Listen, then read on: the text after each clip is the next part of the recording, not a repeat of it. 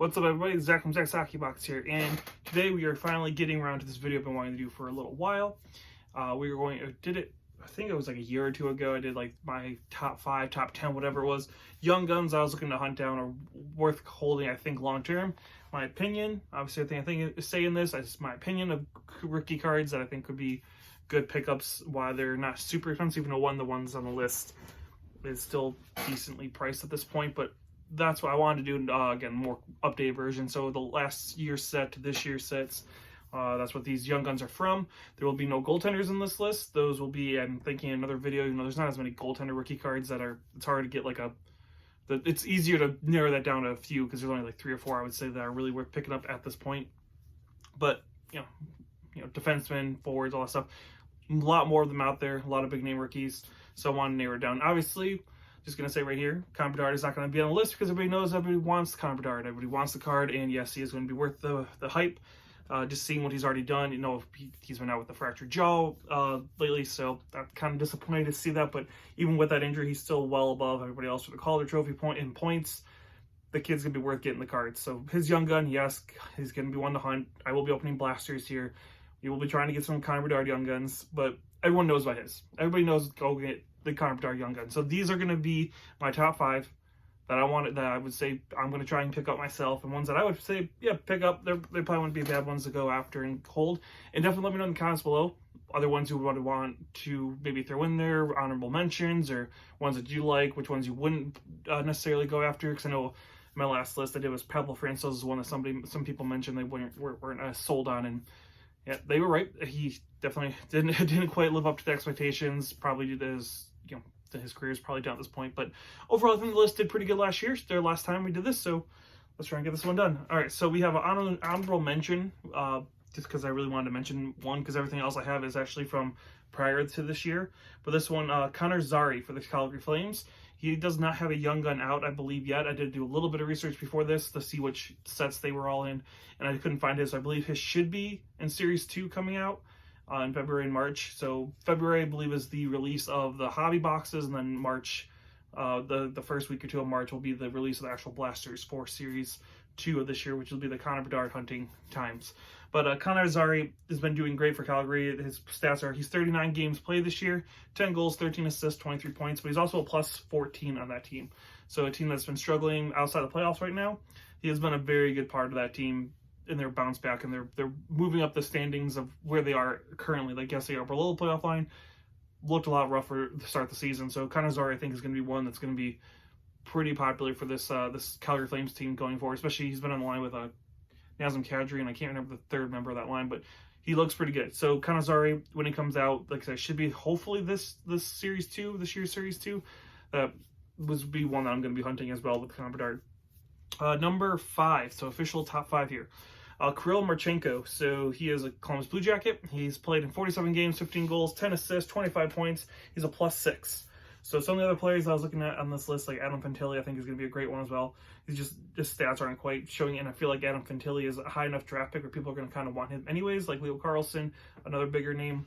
But Kirill Marchenko, I feel like, is one. He's a Columbus Blue Jacket, so people probably won't see him as, like, won't follow him as much and all that, but he does have a lot of goals. He's a good goal scorer. And I do think Columbus will figure this out once they figure out their whole... I think this year they're going to probably sell off a lot, see what they can do, and try and retool and go for it next year. And I think Kirill Marchenko is going to be a big name for that Columbus Blue Jackets team going forward. So he is one I'm looking for. He is in 2022-23 Series 2. That's his young gun. So that did look up the sets that they're in, so you guys can kind of have an idea which sets they are, because I wasn't sure on some of these either. So there's Kirill Marchenko. Number 4, Marco Rossi for the Minnesota Wild, which I almost wore Minnesota, but I was like, wait, I wore Minnesota for one of the other videos that's coming out next week, I think, or the week after. One of the next following weeks, I wore the Minnesota Wild jersey already, so I decided for my Winnipeg Jets jersey, because there's a Winnipeg Jet on this list. But Marco Rossi, anyways, Marco Rossi, sorry, tangents. 49 games played, 13 goals, 15 assists, 28 points. He's a plus 4. He was really good for the Minnesota Wild, especially with Kirill Kaprizov when he was out. He looked like a really good fit, seamless move into the standings, or into the lineup there. So I definitely think Marco Rossi could be a good player, especially because he was supposed to play a few years ago, had that major injury, that lingering effects of COVID.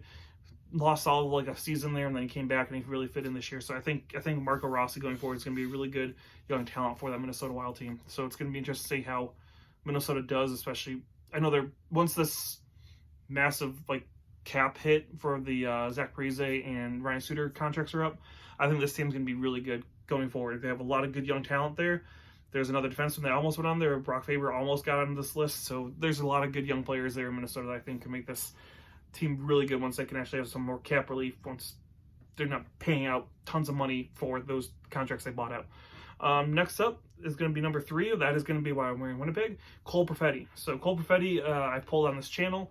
He's took a few years to get going, but he's been doing great this year. 47 games played, 14 goals, 16 assists, 30 points. He's a plus 12. So plus minus, so he's doing pretty good. He's on the ice for a lot of good things happening for that team.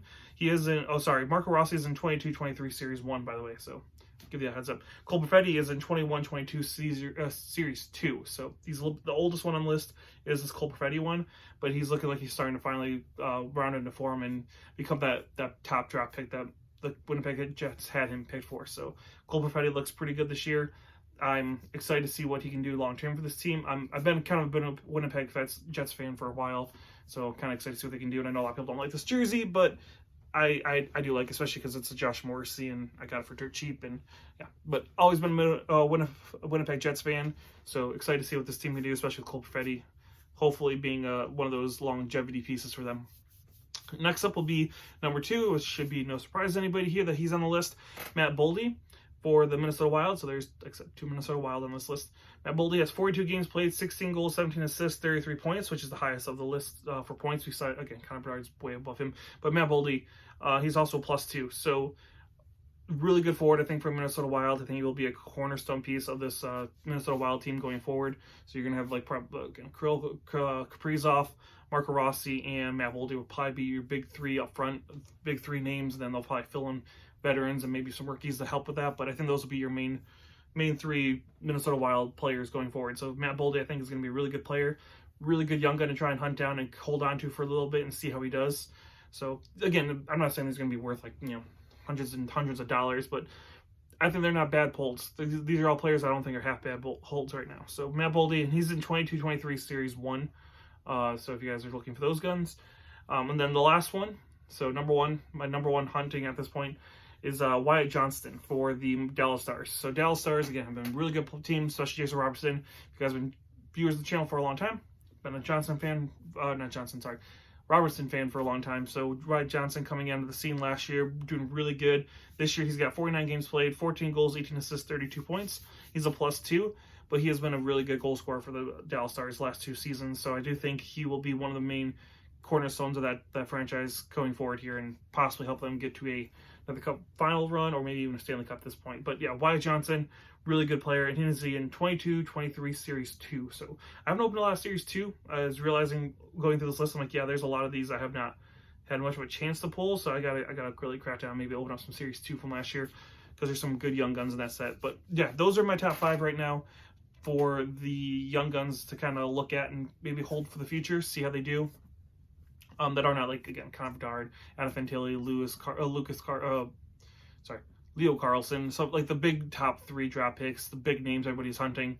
These are kind of more bigger names, but not as big. You know what I mean? Like they're not the Connor Bedard that's going to be the face of the franchise and face the NHL in the future. So, yep, just wanted to do this video real quick as a quick little snippet of who I think will be worth picking up. And again, did pretty good last time we did this video. Let's see if my predictions are good this time around. And yeah, you guys, again, let me know in the comments below who you would add to this list, or who would you take off and who would you add. So yeah, thanks for watching, guys. This has been Zach from Zach's Hockey Box, and we'll open for you guys again very, very soon.